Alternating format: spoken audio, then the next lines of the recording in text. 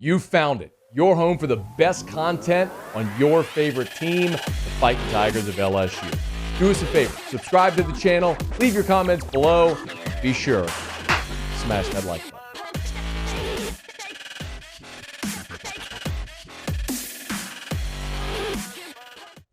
The news broke yesterday, and it's just another sort of black eye for LSU football and another bad news headline.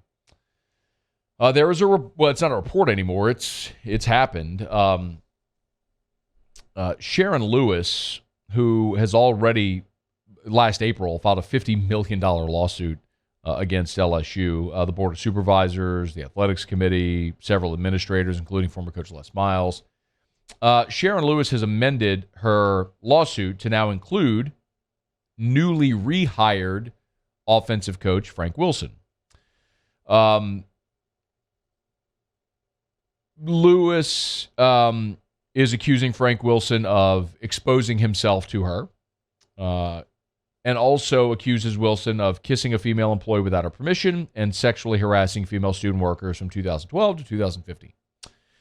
So, to be very, very clear, I will tell you right now about this story, what I said when the initial accusations came out, the initial Title IX lawsuit was filed.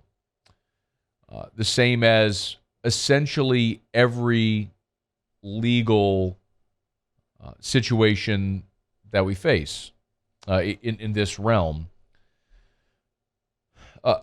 In this country, there is a burden of proof that falls upon the accuser, and you are innocent until proven guilty in this country.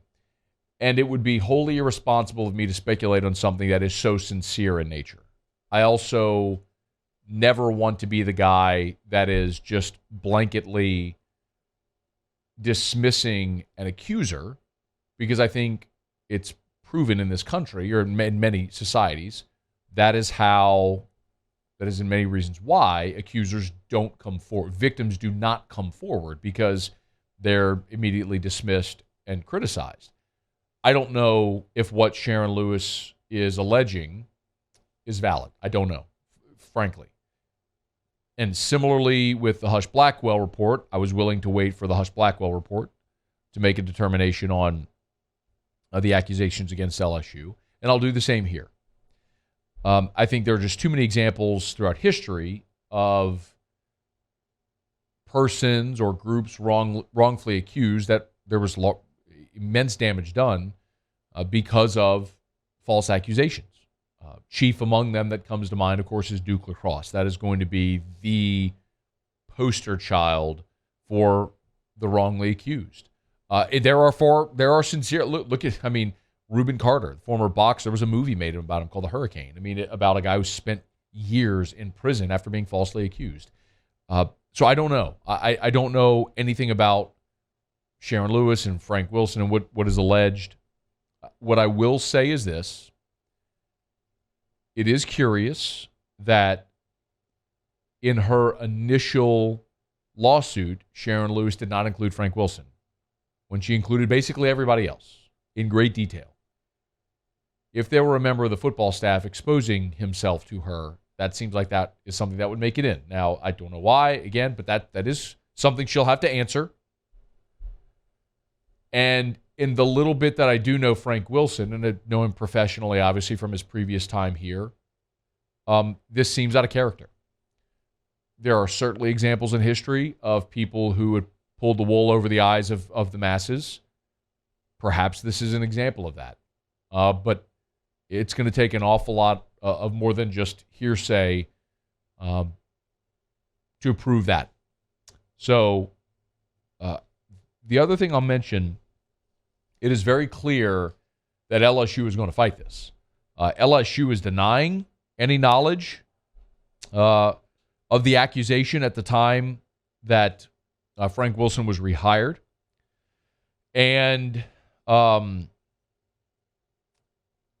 also said in a statement, quote, "We are unaware of any prior allegations against Frank Wilson, and there is no evidence that any such allegations were ever reported to LSU officials."